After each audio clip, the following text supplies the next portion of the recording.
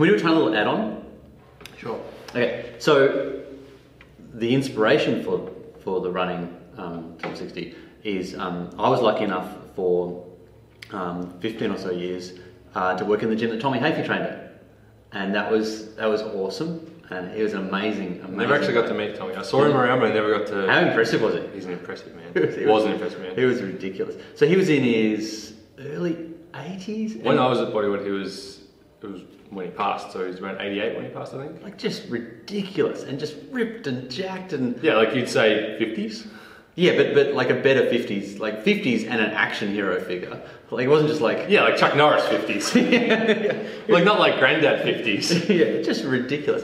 And I talked to him and we chatted and his routine was amazing. He'd swim swim every day in the bay in just Speedos, no wetsuit, like just crazy. And then he'd run 8K and do 100 push-ups.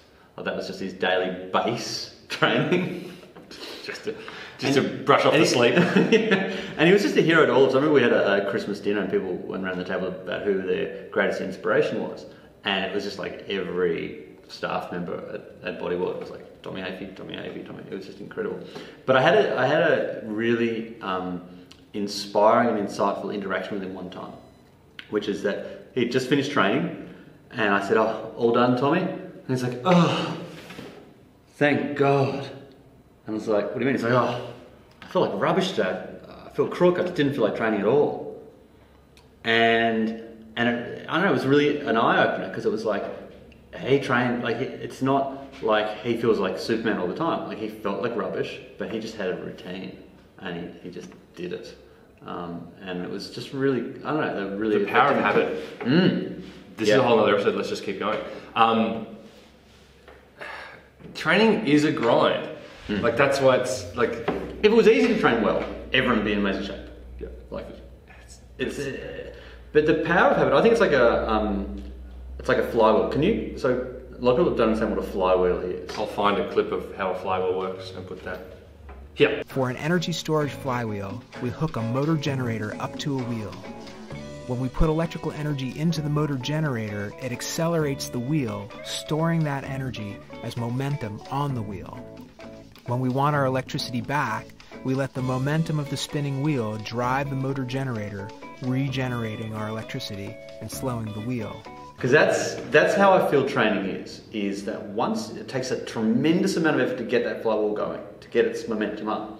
Once it's going, though, it's actually harder to stop than it is to keep it going. Yeah. Yeah, and I'm just now approaching that point now where I'm back into my groove where I'll get grumpy if I miss a workout and it's that because I'm now habituated to it. Like it's become, I don't know how many reps I've done, but it's become a thing where you just do it. And the power of habit I think is just huge. And whether that's habit for training, whether it's habit for doing your foam rolling properly, eating good food, going to bed on time, turning off social media, all these things that are habits.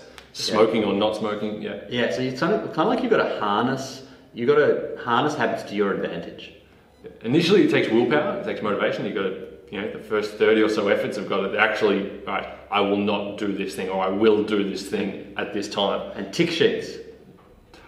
I'm all about, I hate tick sheets because it's not satisfying enough. I'm all about writing it down and then crossing it out, putting a big fat line through it. See, I like a tick. Because I feel like, to me, crossing out is, I've decided not to do that. No, so for me, if that happens, I'll go and like thick it out. I love a nice little tick. I remember Brie Filipponi, one of our junior athletes.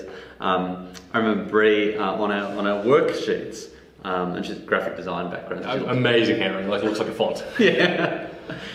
She would draw these perfect little check boxes and tick each exercise as she'd done it through. That's so cool. Yeah, I think. Whether it's putting a big line through it, whether it's ringing a bell, I don't care what it is. Habits are so powerful. Yeah, and you just get into that good cycle of a good habit. Yeah. Which is why I've gone to daily videos. It's like we talk about the fact that we do training, but we need to tell people that. It's like let's do more media, let's do more social stuff. It's like we kept paralysis by analysis. It's like just give it one more day. Let me look at that tomorrow. It's like if you have an upload schedule that has to be done by. Can we just stop? That's this guy. There is not a lot of paralysis by analysis with this guy. This guy is I'm a doer. He's a doer. And so I'm a big, I like crossing things out. I like finish that video and publish it. Yeah. And so going daily, while some days it's like, I don't want to make a video. Like there are some Sundays where it's like, I just want to go for a run, not take the camera, not put it in 40 different positions for the same drill. Do you think one day you can do 5 days and then take? I think eventually that's where it'll go. It'll become 3 or 4 a week or something like that. Yeah. But right now I'm really liking the habit of, okay, so I have to create something today. But that idea of doing something every day, you know, in the morning I film it and I work out, and then at night I edit it before I go to bed and then I publish. Yeah. That routine, some days it's like, I cannot be bothered. I just do not want to do this. But it's a habit, and each day it becomes easier and easier, and it forces you to be creative, and it forces you to tell your story, and forces you to get good at it. So you've just got into the habit of punching those out. Exactly. Yeah. And so it's the same with your training or with your nutrition. If you get in the habit of buying good stuff, or get in the habit of setting your workout clothes every night before you know. That's the best habit. Putting your workout clothes. Can I jump on? Yeah. Yeah. So I try and get up at 5:30 each morning because I find that enables me to get here before the traffic and I can get my training in. The world hasn't, no one's calling me, nothing's started. Nothing's slowed down. But that means I have to get to bed. My alarm, I have a get ready for bed alarm that goes up at 9:15, so I have to start getting ready. And the first thing I do is I get my clothes for the next day and I lay them out on the kitchen table. And I just want to make sure we're still rolling as well. Right. Do you want to just do a stop and start just to be sure? No, we're good. Carry on. So do a bit of it. No, just play on. Keep going. Okay. Close night before you have to go to bed at what time? Yeah. So I like to be in bed at 9:30, asleep by 9:45. So I've got a little bit of wiggle room. So if I don't quite get to sleep, I'm still getting 7.5. Yeah. But yeah, I have to have the clothes all laid out because what that does is if I get up and if I were to decide I'm not going to train, I've got to do my own little sort of walk of shame. The fold up of shame. Yeah, the pack away of shame, because I've got to take all my training clothes, take them back to the bedroom and pack them away. So what happens is you get up, you're a bit bleary-eyed, and you see the clothes that you laid out the night before, and you're like, right, okay, the clothes on. That's what's happening. That's just and it becomes that self-fulfilling prophecy. Like when people are teaching visualization, part of the thing they talk is about, it's a bit like you visualize something and then you press play. Yep. So it's just like, oh, I've decided I'm going to do that, and it's just automatic. I think laying your clothes out is that's real world visualization. It's just like the hack, I think, because if you do that right, the rest of your day just flows beautifully because you feel like a champion. If you've got up early, you've trained. There's a sponginess to it, isn't it? I've already trained this morning. Yeah. Good morning. I've already been here for 2 hours. Yeah. It is. It's a bit of arrogance. It's nice. Yeah. What are some other tips and tricks and hacks for habits? I think one that I haven't tried myself, but I've advocated before is if your goal is to exercise in the morning, that's one of the biggest things. I think exercise in the morning is the best because, like I said, no one's up to bother you. No one's calling you before 8 a.m. Can we do the list of why morning is amazing? Right. Okay. You're not tired from the day's work. There's no one's birthday party interfering with it. No deadline went late at work. No one calls you before 8:30 a.m. Yeah. There's a myriad of those things. If you exercise at night and someone offers you cake at work, you go, I'll have a bit of cake. That's I'm training now. Yeah. If you exercise in the morning, if you got out of bed at 5:30 and you've trained and someone offers you cake, it's like, I did not get out of bed at 5:30 to ruin that effort with your stupid cake. Yeah. Get your stupid cake away from me. Sometimes it's nice to have cake, but yeah, cake's good. I don't really like anti-cake. But so there's that powerful difference between thinking you can just work it off later and not wanting to undermine such a good effort this morning, yeah. And also you sleep really well. And I find that you have a bit of a force field against, there's obviously a serotonin thing that happens, a brain chemical thing. Yep, the adrenaline and all sorts of things. The best example was we were deep in a situation where things weren't going well here. We were really struggling financially. And it was on a knife's edge? Knife's edge. And I had a day, I was getting out of the car and I went to put my sunglasses on and I did it with I was in a hurry and I kind of thumbed myself straight in the eyeball. Like, yeah. And I probably would have sworn and been grumpy for the rest of the day. Well, yeah, but I definitely would have been happy in the moment. But I just went up and I just cracked up laughing. Just take a breath. But I think having trained that morning was, there's so much benefit. So anyway, so getting up in the morning, if the goal is to start training in the morning, getting all those benefits we just talked about, just start by setting the alarm earlier. don't train, just get up earlier. Yeah. Just like get used to being up at 6:45 so your body can, or 6:30 or 5:30. And find a way to make yourself look forward to it. Yeah. Like do that. Just get up. You asked about hacks. So lay your clothes out. Get a Netflix subscription and a stationary bike. Yeah. That's it. Yeah. Like that, because I'm really into what, because I don't have time to watch telly at night. Like I get home pretty late and I've got to lay my clothes out. And pick which ones. Yeah. So I don't really watch telly at night. But I'm really enjoying. I'm watching Luke Cage. Have you seen? No. Oh. Again, I don't have time. Too many busy weeks. Well, anyway, so I watch. I'm really into watching that. It's a 45-minute show, or maybe 50-minute show. And so I have my bike set up with a stand with my laptop, so I can ride standing on the bike, not seated. So it's harder, and I can kind of like almost like cross trainer. It's almost like cross trainer, yeah. And I do that. So I'm desperate to get up and do my cardio because I get to watch an episode of Luke Cage. And then when that finishes, because I'll power through that reasonably quickly because I'm getting through 2 a week and they're probably only making 20 of those a year, I'll find something else that I really want to watch. And because I've rationed my telly... Get back on Game of Thrones. Too much violence. Once you've had kids, that stuff... The things that you can watch and enjoy narrows significantly once you've had kids, I reckon. Or if you're a sensitive flower like me, I don't know. Yeah.